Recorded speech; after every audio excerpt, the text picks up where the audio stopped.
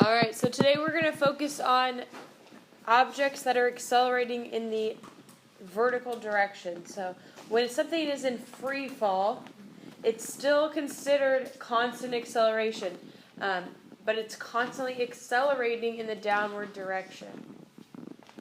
Okay, what would be an example of something that's in free fall?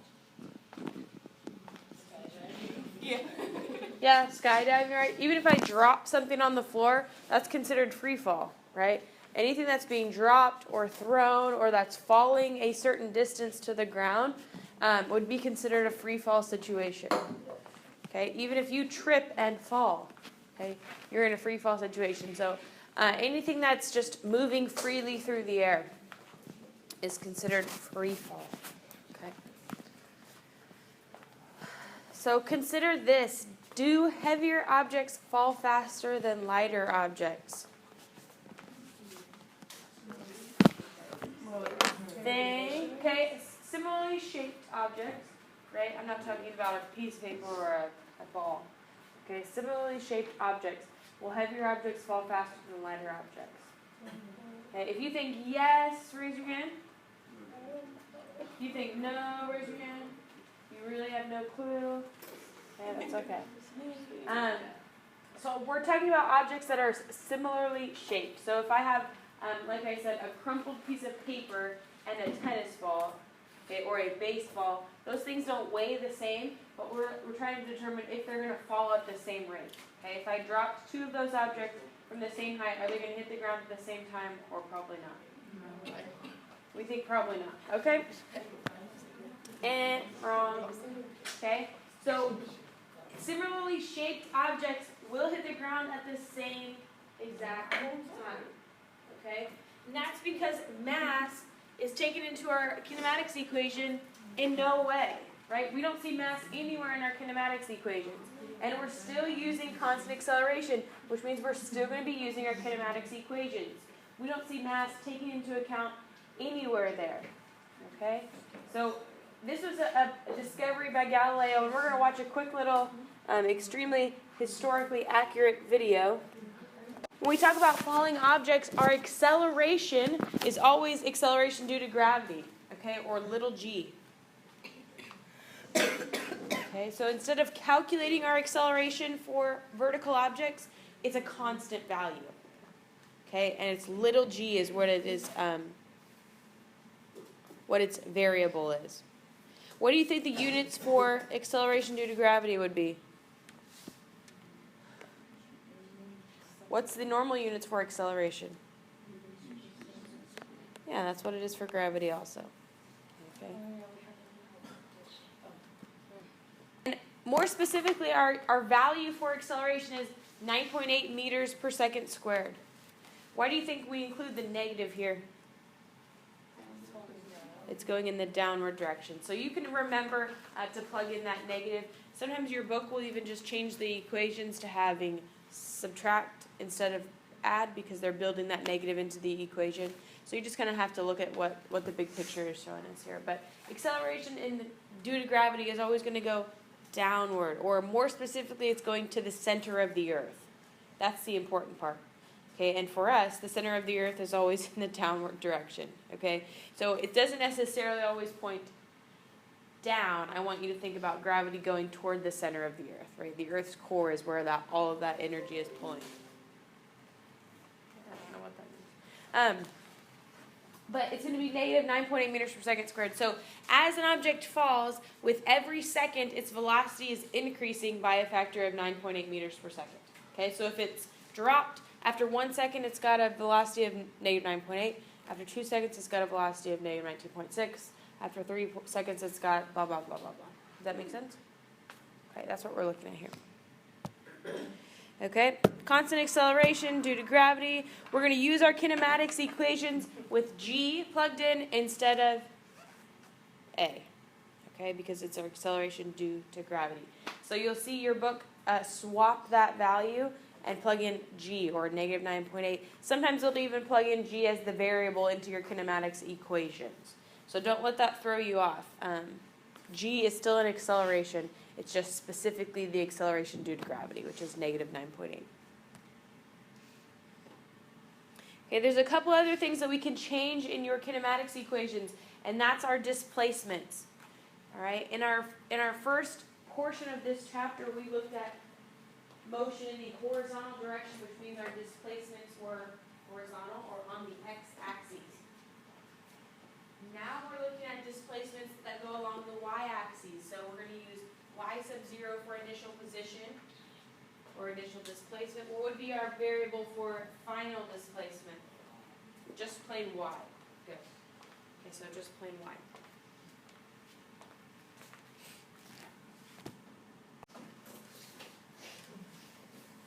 Okay, so we're going to try this one together. Go ahead and get written down what you need to, and then we'll get started on this in just a minute or two.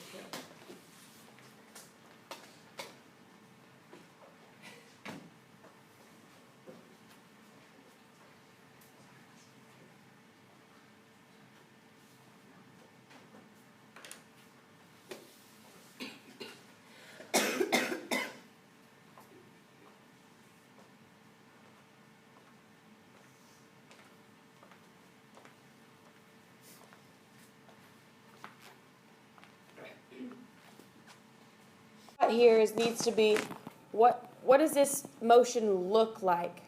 Okay, are we starting above the ground? Are we starting at ground level? What's happening in our motion here? We're starting above ground. Okay, so what I'm going to do is I'm going to draw my little diagram. Okay, it's going to be very simplistic. Here's my tower, and here's my starting point. Okay, those little crosshairs, that's my origin. I always like to put my origin where the motion begins. Okay, so I know I've said that before, but now hopefully it's coming into play a little bit more. Instead of putting my origin at the ground level, I like to put it where the motion begins from.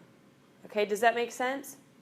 All right, so I'm going to start that origin and that motion. I'm going to put 0, 0 up here, and by doing that, we allow y sub 0 to equal 0 because it's at our starting point. It's at our origin. That's the reason I like to put the origin where our motion is beginning from. Okay? So that's one variable that we know. We know that our initial position is equal to 0. If we know that basically our object is going to travel for 1 second, right? We're going to have 3 different answers here. We want to find out how far it's fallen after 1 second, after 2 seconds, and after 3 seconds. That means we're having 3 different problems here. Okay, we can't do this all in one equation. We know that it's going to fall for 1 second, so that time is equal to 1. Is it going to fall that whole 70 meters, do you think, in 1 second? Probably not. So we can write here that our height is 70 meters. It's probably not going to fall that entire distance in 1 second. Okay?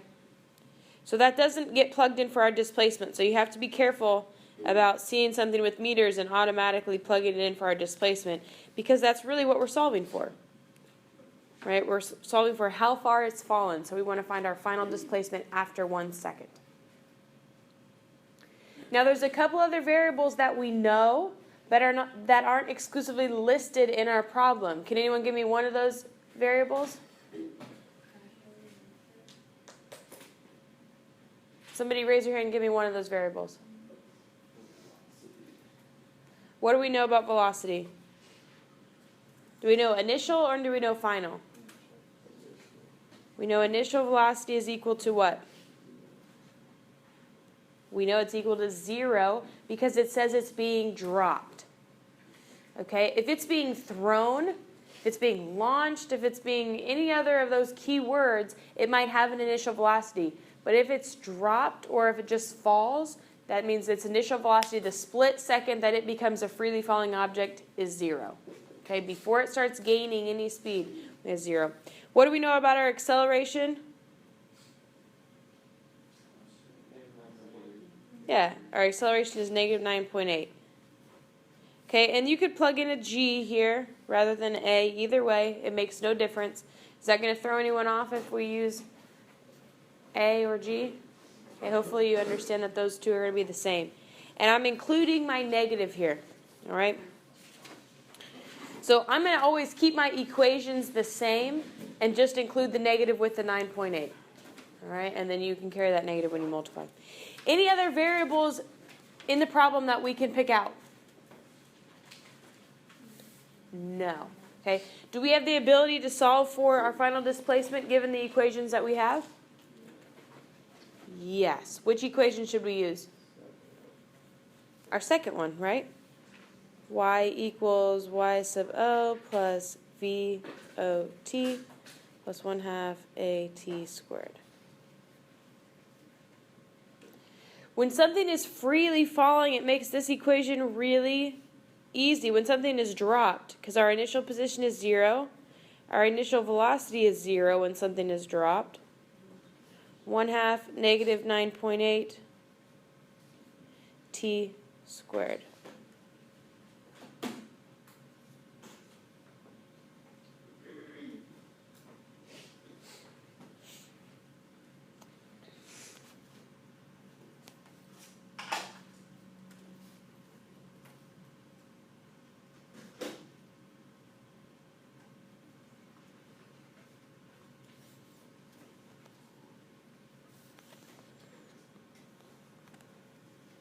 What's the negative here telling us with our final displacement? That we're what? Yeah. We're below where we started, 4.9 meters. So after 1 second, we've only fallen the distance of 4.9 meters. Okay. Let's go ahead and try now to find our 2 seconds. What is the only thing that's going to change here in our equation? Time is the only thing that's going to change. So I can use the exact same equation.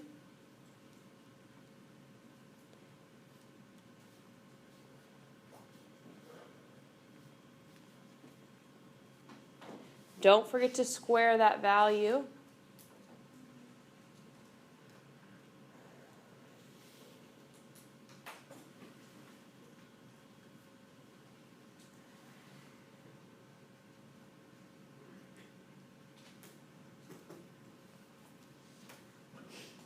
What did we get for our final displacement after 2 seconds?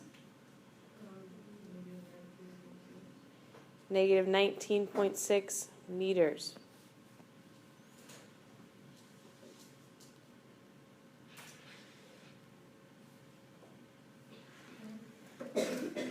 Okay, so how many of you were just thinking that maybe after 2 seconds our distance would be doubled? Okay, that's an easy assumption to make, is that if after 1 second we've fallen 4.9 meters, after 2 seconds we might fall 9.8 meters, right? Just doubling that value. It doesn't work like that because we have a square in our equation. Okay, we have to square our time, which means it skews those numbers a little bit. There's an increase. We're still increasing our speed, which means we're traveling a greater distance over the same period of time.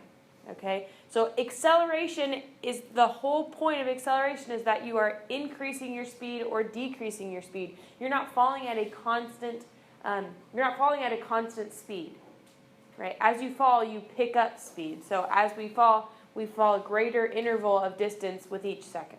Okay, so for 3 seconds, does anyone have that calculation done yet? Negative 44.1.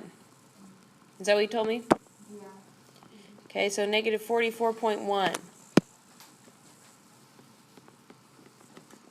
Okay, so if I would draw this a little bit better to scale, you would see a greater increase in those intervals. So let's say 4.9 meters is really maybe about here. 19 meters might really be about here, 19.6, and then 44.1 meters might be somewhere down here. Okay, so if I draw those at a little bit better scale, you can see that the interval between 1 second and 0 seconds is really small, right? We didn't fall very far for that interval. Then we increased our interval a little bit, and then we increased it even more. Okay, so with every second, we are increasing our speed, which means we're increasing the amount of distance we fall in that amount of time. Suppose the ball from the last problem is thrown downward with an initial velocity of 3 meters per second instead of being dropped. What would the position be after 2 seconds? Okay, so get written down what you need, and then I want to talk through this just a little bit. All right, so if we are starting an object with a thrown velocity, could we expect it to be farther than 19.6 meters below where it started, or about the same? What do we think? What's your prediction here? If I throw this ball downward as compared to when it's just dropped, are we going to expect it to be farther down the tower or about the same? We're going to expect it to have traveled a farther distance by that time. Okay? So here, what's the change that's being made? Okay, so our initial velocity is 3 meters per second. Is that it? Am I throwing the ball upward or am I throwing it downward? Has to be negative.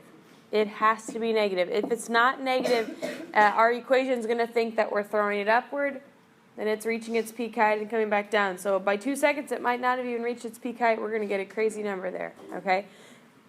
So we have to make sure that we include we're throwing it downward. Time is equal to 2 seconds. Acceleration is equal to negative 9.8. What do we know about our initial position? Still 0 because our origin is at the top of the motion. The ball is going to end up below where it starts, somewhere. So can't we use our same equation? Yes, we're still going to use y equals y sub o plus v o t plus 1/2 at squared. The only difference now is that we can't just drop that term to be equal to 0. We have a value for that. Okay, so our final displacement is 0 plus negative 3 times time plus 1/2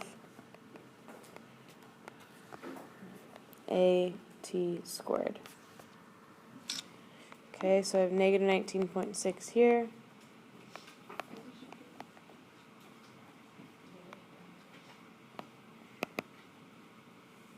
So y is equal to about negative 25.6. Do we agree?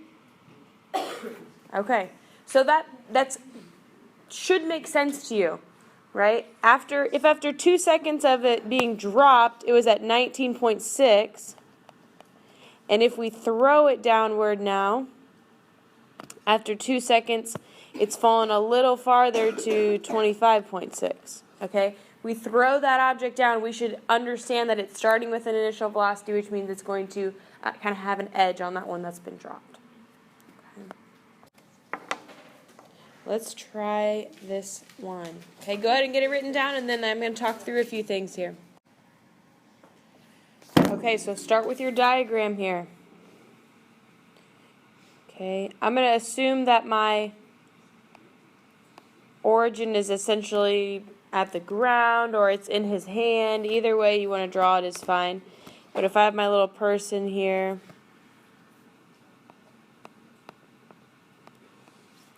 okay, my origin would technically be here, okay, where he's throwing it from, because it's going to throw and then it's going to reach his hand again. So it's not traveling below him. It's just going to go from his hand to his hand. Okay, so his origin is going to be right here. The ball is going to start in motion right at that height. Okay, then it's going to go upward into the air.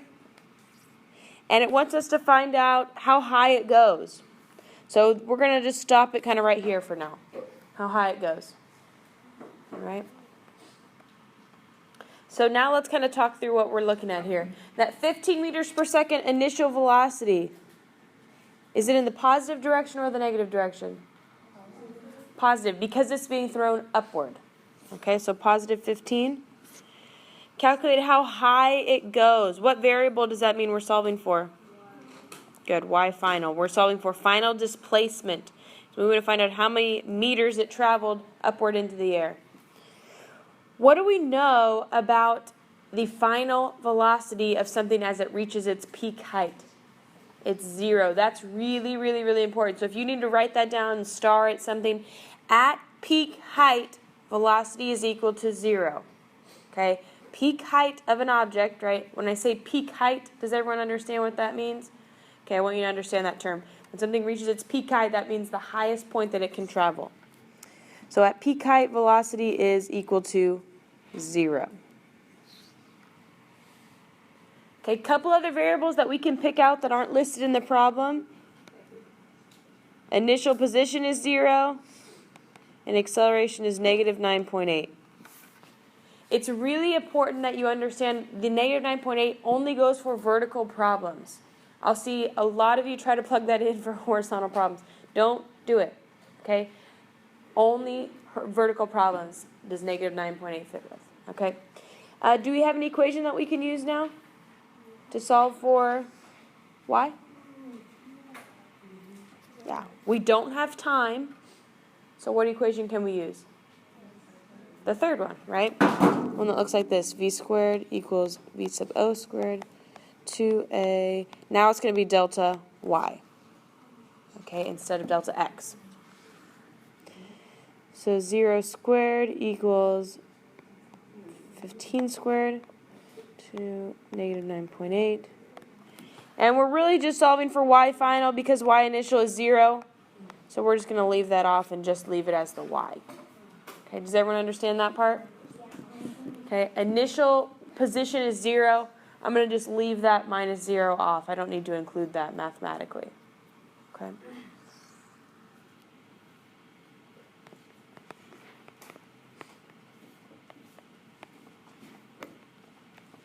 You guys will have not a hard time, but I know some of you will mix up when you take it times 1/2 or when you take it times 2. Take 9.8 times 1/2 or take it times 2 because each equation, one is 1/2 and one is times 2. Just make sure you go slow, okay, because I'll see a lot of you put 4.9 right there instead of 19.6. Okay, it happens. Just try to make sure you go slow. Okay, so 2 times negative 9.8 is negative 19.6. Mathematically, what do I need to do here?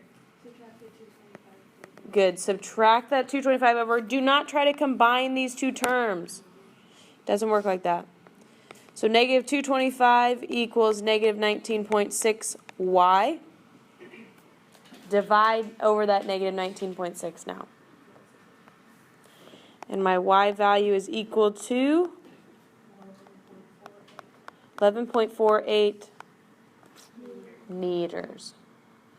Okay, so you threw that ball pretty high in the air. Okay, 11.48 meters. So, this ball goes straight up and it comes straight back down. Do you think, since we're calculating how long it takes to reach his hand again, there's a couple different ways we can go about this. We want to find total time of this ball to go up and then back down. Okay? So, in this motion, can we predict that it's going to take the same amount of time to go up as it does to come down? Yes. Okay? Yes. That is a prediction. Yes. Okay. That is true. Okay? This any motion that is symmetric, this motion is symmetrical? Symmetric? Both? Those both words? Okay, I don't know. But any motion that's going to be the same on both sides is going to be equal time going both ways. Okay, so it's going to take the same amount of time to come down as it did to go up. So there's a couple different ways we can solve for time. We can solve for time using final displacement as 0, y equals 0, because it's going to end up at the same place that it started. We could solve it using that second equation and find time using that way. That formula makes you use the quadratic formula. You will have to use the quadratic every so often in here. So just, beware. Okay? Quadratic formula. I'm going to show you how to not use the quadratic formula first. Okay? But just warning, you will have to use that. If I know that it takes the same amount of time to go up as it does to come down, can't I calculate the time for the first half of the trip, then multiply it by 2? Yes, I can do that. Okay? So, let me clear off the bottom of my screen here a little bit. If I want to calculate the time to peak height, so time to peak height, what is my velocity at peak height, my final velocity? Final velocity is 0. My initial velocity was still 15. my acceleration is negative 9.8, and I want to solve for time to peak height. Can't I just use my easy equation? The first one? Yeah. Okay. You could use the y value you just solved for. The problem with that is that if you miscalculated that, then you're miscalculating the time also.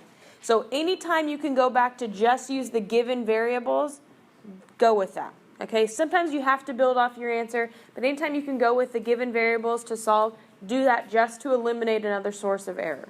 Okay, because if you miscalculated the first time, then it's going to snowball. Okay, so V equals V sub O plus AT. 0 equals 15 plus negative 9.8 times time.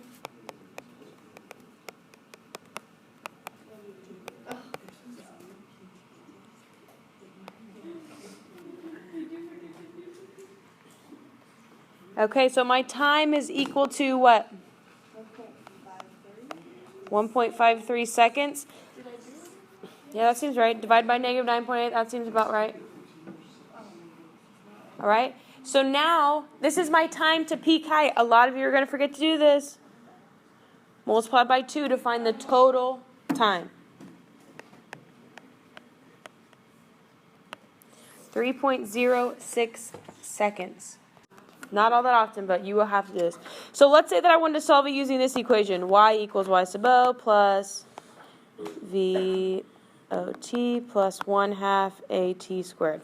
Okay, if I wanted to solve for the whole path, this I would have to use if I wasn't going to end up the same spot as where I started. If my path of my object is not symmetric, then I have to use this formula. So let's say I started on a cliff and I threw something in the air and I dropped it and it landed below where it started. So I threw it up, then it went down and it landed below where it started. Is that motion right in this picture symmetric? No, it's not. So that would be an example where I'd have to use the quadratic to solve for time. Okay? So just keep that in mind.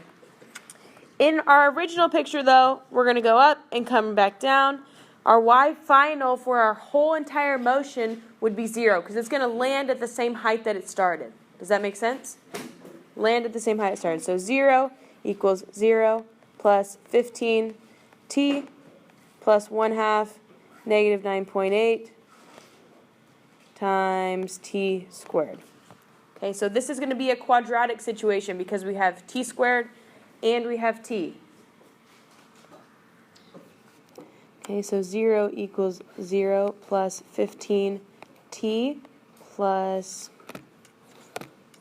negative 4.9t squared.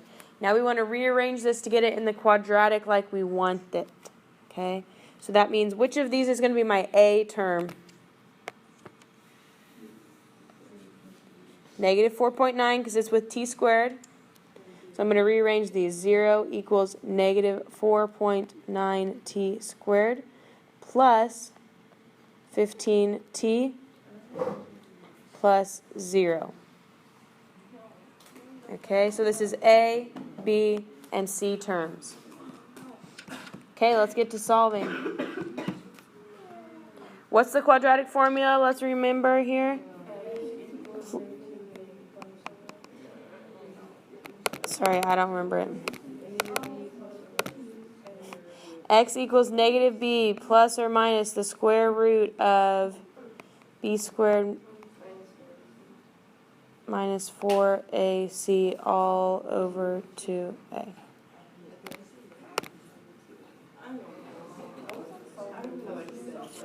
All right, let's solve it. So let's see here. X equals negative 15 plus or minus .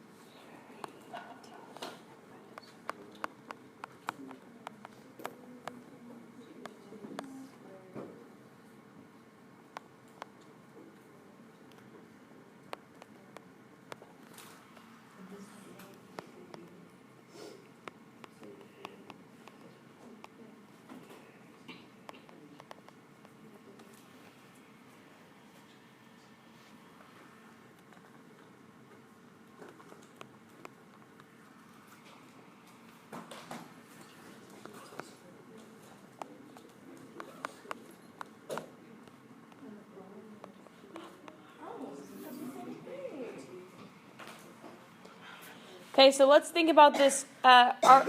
Would we want to have two answers here? Are we going to end up with two answers? No, because if I take negative 15 plus 15, that's going to give me a 0, right? You can't take 0, that's going to be a 0 time, okay? So I want negative 15 minus 15, which gives me negative 30 over negative 9.8. Should we ever come out with a negative time? No. Okay? So that means our x, or our time, is equal to 3.06 is about what I got. Is that the same as when we solved it the short way? Yes. Okay? So you need to see that you can do it both ways. The short way of the times 2 method only works when our path is completely symmetric. Okay? When it's the same on both sides. Okay, things to remember: velocity and acceleration are not always in the same direction. So I might be throwing a ball upward, but its acceleration is really in the negative direction because gravity is pulling it back down.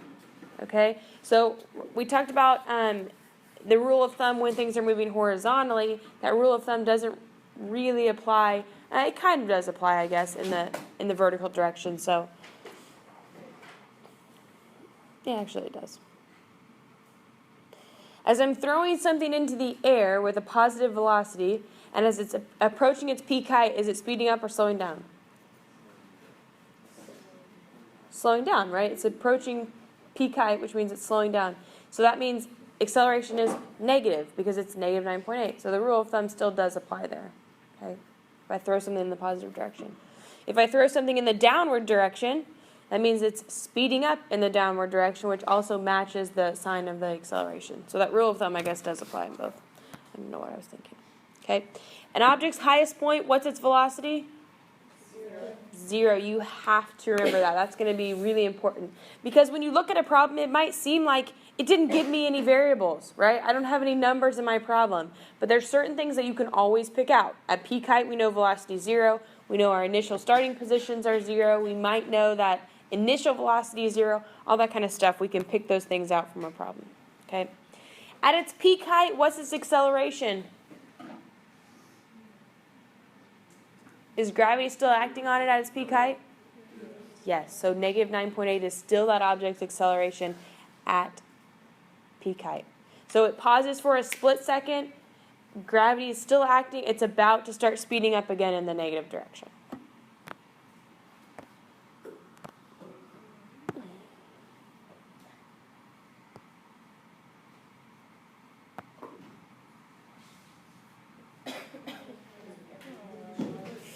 Okay, for this problem, we already did this first part right here.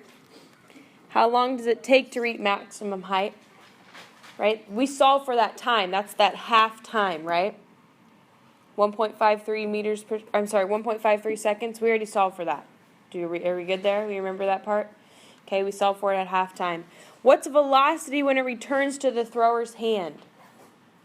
So now we're going to flip our problem and we're going to solve it from peak height to the thrower's hand and find that velocity.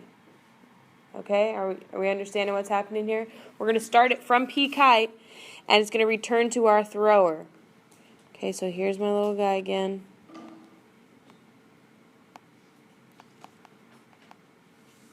Okay, that's where it's going to end, but really if I'm looking at my motion here, I want my origin to start. My ball's going to start here, and it's going to fall to his hand. Okay, so if it's at its peak height, what do we know about its now initial velocity?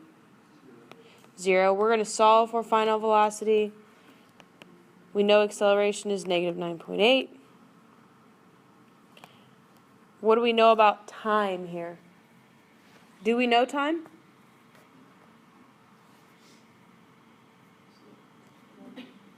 We do know time. 1.53. Because if we know it takes 1.53 seconds to get to the peak, we know it's going to take 1.53 seconds to go from peak height to the bottom. Okay, 1.53. So which equation can we use? The first one. Yeah, we're going to use the first one.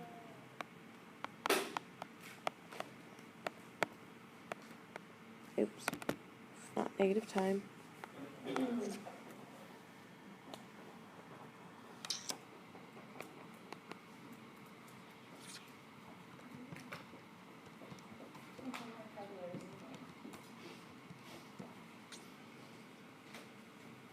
Did you get about 15 meters per second? Okay, isn't that the same velocity that they threw it upward with? Yes. Okay, this is just another example, a mathematical representation of things that go up must come down. Okay, and they're going to be identical. So I'm going to throw it up in the air with 15 meters per second of velocity. It's going to reach its peak height. It's going to come back down in the same amount of time, and it's going to be traveling at the same speed when it reaches my hand again. Okay, so this motion is completely symmetric. The only thing that's different is when it comes back down, it's traveling negative 15 meters per second. Why is it negative?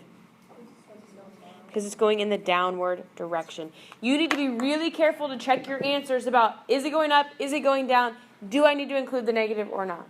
Okay? Because when we use, like, let's say this equation, v squared equals v sub o squared, blah, blah, blah, blah, and we solve for a final velocity that's going in the downward direction, it's not going to come out negative. Because when I take the square root of anything, it's going to come out positive, right? So you need to make sure you look and really include that negative if it calls for that. Okay? Now let's talk about graphing. Yay! Everyone's favorite. Position versus time graphs. Okay, you guys are going to be really good at determining motion and interpreting motion based on a graph. We already looked at position versus time graphs just a little bit, didn't we? Yes. Okay. So a position versus time graph. What does the slope of a position versus time graph tell us?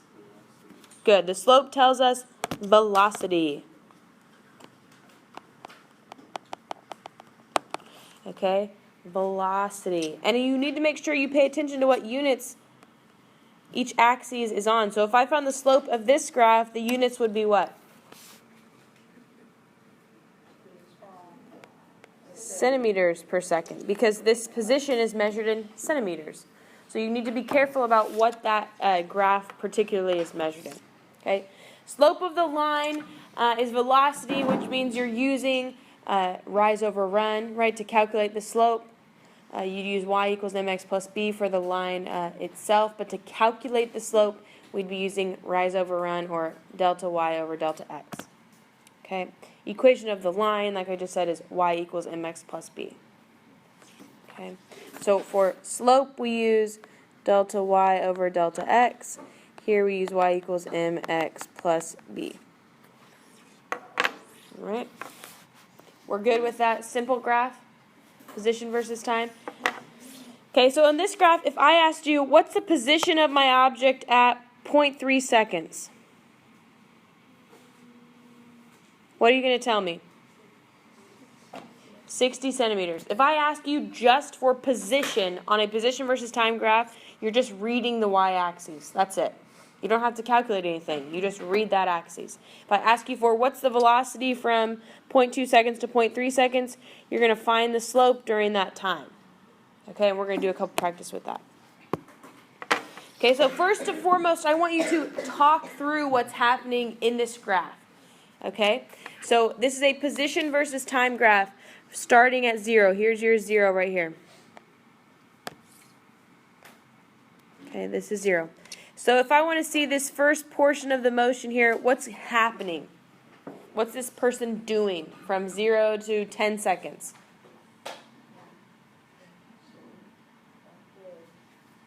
Are they moving backwards? Are they moving forwards? Are they sitting still? What are they doing? Moving forward. Are they moving forward at constant velocity? Yes, because it's a straight line, right? It's a straight line, which means we've got a slope, a constant slope. So that means every 10 seconds they've covered 60 meters, right? So they're moving 6 meters per second. Okay? This little portion from 10 seconds to 15, what are they doing? Standing still, right? Their position is unchanging. What are they doing right here? Moving which way? Yeah, they're moving back toward their original position.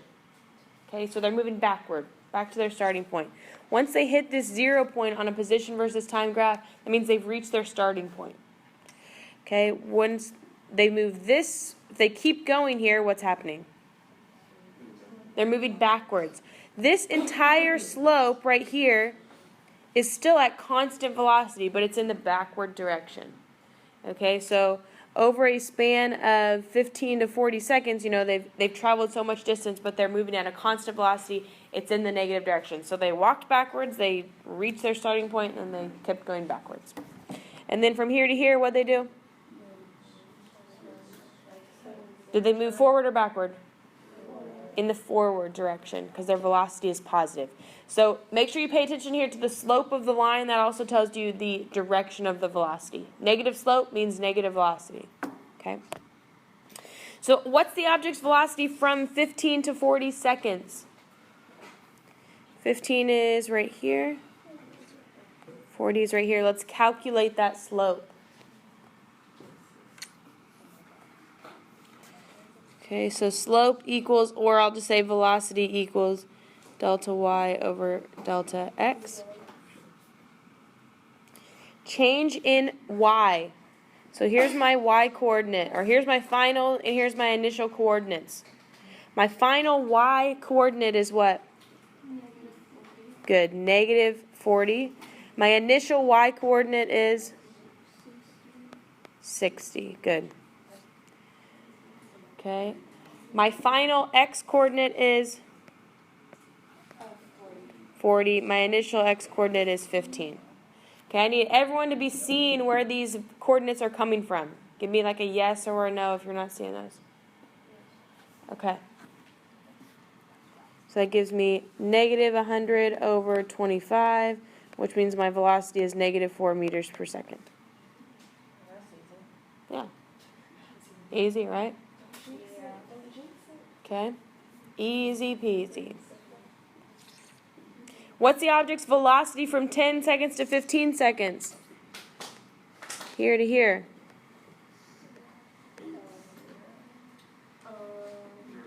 Zero, right? Zero slope, and I'm standing still. Okay, I'm standing still, so that means I'm not moving. No velocity. Very good. Okay, last little part here. My velocity versus time graph slope tells me what variable? If I calculate the slope of a velocity versus time graph, acceleration, good. Acceleration. Okay, I'm going to use the equation rise over run, all that kind of good stuff for this finding a slope here. Okay, calculating slope doesn't change anything. What it tells you from the graph is what's being changed. Okay, so here is telling us the acceleration. So on this graph, what would my acceleration units be? Meters per second squared, because it's meters per second per second. Okay, so meters per second squared.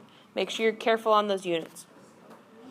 This graph we can solve for one extra thing. Okay, we can solve for displacement on a velocity versus time graph. And the way you do that is to find the area under the graph. The area under the graph. Okay, to the x-axis. So if I wanted to find, for example, the displacement, how far has my object traveled in the first 4 seconds, I would find the displacement of this chunk of the graph. Okay, only to the x-axis. All right, so I'd find the area of that. Is this a shape that we use often right here? No, but are these two shapes that we could find the area of? Okay, so when we find area under the graph, you might have to kind of chunk it up into a couple different sections and find those areas. Okay, and we're going to do some practice with it, but I want you to understand we might have odd shapes, but just make them into as many rectangles or as many triangles as you need to, and then add those together. Okay, so let's try one here. Area under the graph. What's the displacement from 5 to 8 seconds? So let's blow this up a little bit bigger here. 5 to 8 seconds. So here on my graph, 5 seconds is right there. 8 seconds is there. That's a pretty easy one. Easy one, right? Easy, easy. 1, 2, 3 seconds. So 3 times 40. So 3 times 40. The area of a rectangle is just length times width. So 3 times 40 equals 120 meters. So that means during that time, my object was traveling at constant velocity, wasn't it? Because it's no slope during this time. Okay, traveling at constant velocity of 40 meters per second for 3 seconds, which means I travel 120 meters. Okay, we could have done that calculation pretty simply in your head, but finding the area under the graph works also. All right? When you get into this crazy stuff with velocity and we want to calculate this whole area and calculate that whole displacement, that's where it gets a little bit different. Not quite so easy to calculate just using simple velocity. Okay? Okay, I want to talk through what's happening on the graph, then we're going to try some problems with it. So this is velocity versus time graph. So let's talk through what's happening here. Okay, velocity versus time. So you have to shift your thinking a little bit. From this, let me get a different pin here. Okay, that portion of my graph, this 0 to 0.5 seconds, what's happening? Speeding up. Good, I'm speeding up in the positive direction. I'm going from 0 meters per second to 3 meters per second. Okay, what's happening from 0.5 to 2 seconds? Constant velocity, right? I have my cruise control set. What happens from here to here? Slowing down to what happens right at that point? I come to a stop, right? This is my origin. That's 0 right there. Okay, so at this point, I come to a stop. I'm still moving in the forward direction at this point. I'm going from 3 meters per second to 2 meters per second to 1 meters per second to 0. Okay, so still moving in the forward direction. Oops. Okay. Now I go from 0 meters per second, and what happens as I go that way? I'm moving backwards, but I'm speeding up in the backward direction. Okay, I know this is hard to wrap your head around on a graph. Okay, but just think of it in terms of I'm going from negative 1 meters per second to negative 2 meters per second to negative 3 meters per second. Okay, so I'm speeding up in the negative direction now. Okay, now as I go from here to here, what's happening? Good, I'm slowing down. I'm going from negative 3 meters per second to negative 2 meters per second to negative 1 meters per second. 0. So I'm still moving in the negative direction, but I'm slowing down. Okay? Now, as I go from here to here, what happens? I'm speeding up, but what direction am I going? Forward now. Okay, so this car kind of goes forward and backward throughout this motion. Okay, it starts out going forward, then constant speed, then slows back down, then it goes backwards and slows down, and then it goes forward again. Okay? So just, I want to kind of wrap our head about what's happening here because we're going to do a lot of practice with graphing like this. Okay, what's displacement from 1 to 3 seconds? How do we find displacement from a velocity versus time graph? Area. So I want to find the area of this object.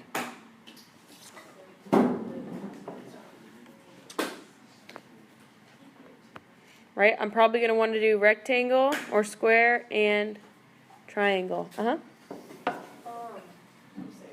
do that thing where you add the dotted lines to the edge to make it a rectangle? And then subtract out that? Yeah. Yeah, you could do that if you want. It's fine. Okay, so here I'm going to take 1 second times 3, and I'm going to get 3 for this. 1 times 3 divided by 2 gives me 1.5, right? The area of a triangle is length times width divided by 2. Okay, so that means I've traveled a total of 4.5 meters during that time frame. Do we agree? Very good. Does that make sense, finding displacement? What's displacement from 3 to 5 seconds now?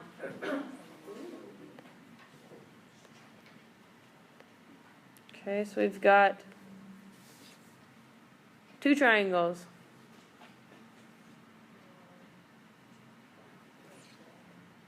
I don't know if this might be a right angle. You could do it maybe that way if you wanted to, but I would split it into 2.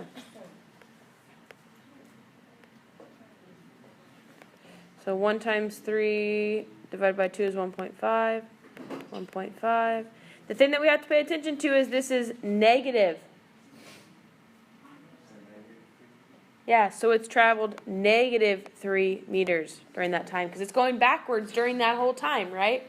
It's speeding up in the backward direction, then it's slowing down, but still in the backward direction. So you need to pay attention to the fact that it's negative gives us a displacement of negative 3 meters. Okay, so by the time it comes to a stop here, it's traveled during this time frame backward 3 meters.